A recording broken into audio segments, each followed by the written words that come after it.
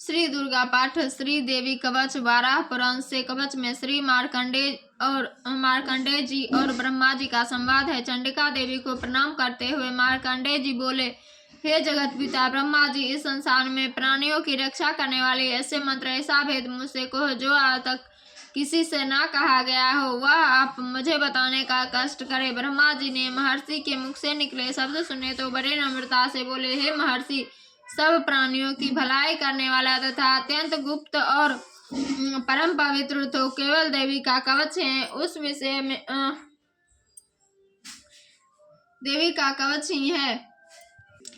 मैं उस विषय में आपको बताता हूँ। देवी की 9 मूर्तियां हैं जिन्हें नवदुर्गा कहते हैं। उनके नाम इस प्रकार हैं। पहले शैलपुत्र, दूसरी ब्रह्मचारिणी, तीसरी चंद्रघंटा, चौथी कुष्मांडा, 5वीं स्कंदता, छठी कात्यायनी, 7वीं कालरात्रि, 8वीं महागौरी तथा 9वीं सिद्धिदात्री। इस प्रकार से इन्हें नवदुर्गा कहा गया है। यह सब नाम इस संसार के समय प्रभु ईश्वर ने रखे हैं। आग से जलते समय, शत्रुओं से युद्ध में और जीवन में आए दुखों के समय, संसार से दुखी होकर निराशावादी लोग जब आदि शक्ति की शरण में गए, नवदुर्गा की उपासना की है, उन लोगों के सारे संकट दूर हो जाते हैं और उनकी मनोकामना भी पूरी हो जाती है। हे देवी, भक्ति पूर्वक जिन्होंने तुम्हारा स्मरण किया, सच्चे मन सुधार से तुम्हारी उपासना की है, उनकी रक्षा तुम स्वयं करती हो।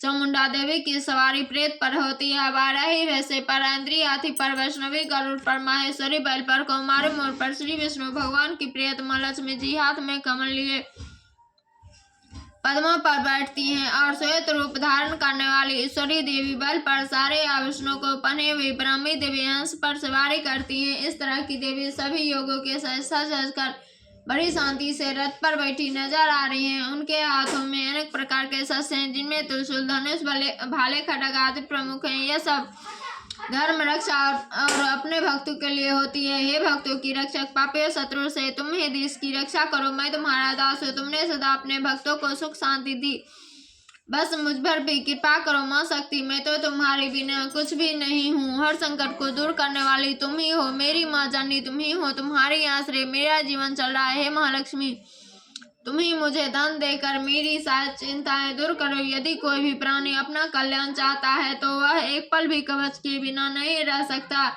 जिस प्राणी को तुम्हारे कवच का आसरा मिलता है उसके सारे दुख दूर हो जाते हैं, उसके सारे संसार के सुख उसके साथ होते हैं, उसके सारे शत्रु अपने आप दम तोड़ जाते हैं, उसकी हर मनोकामना पूरी हो जाती है। कवच का पाठ करने वाला हर प्राणी इस धरती पर अनन्य ऐश्वर्य को पाता है। कवच का पाठ करने वाला हर प्राणी संसार में निर्भय होकर जीता है तथा उसे कोई भी पराजित नहीं कर सकता। वह कवच से युक्त होता है। दुर्गा माँ शक्ति, यह कवच तो देवताओं के लिए भी दुर्लभ है। जो भी प्राणी उसे एकांत में सच्चे मन से शुद्ध आत्मा से पढ़ता है, उसकी देवी काल शक्ति हो जाती है जिससे उसे कोई भी पराजित नहीं कर सकता। उसकी आयु भी लंबी हो जाती है। यह 100 वर्ष तक जीता है। उसे जीवन के सारे सुख मिल जाते हैं। वह रोगी भी नहीं होता, हर रोग उससे दूर भागता है। इस कवच को महासती कवच कहा गया है। जय माता दी।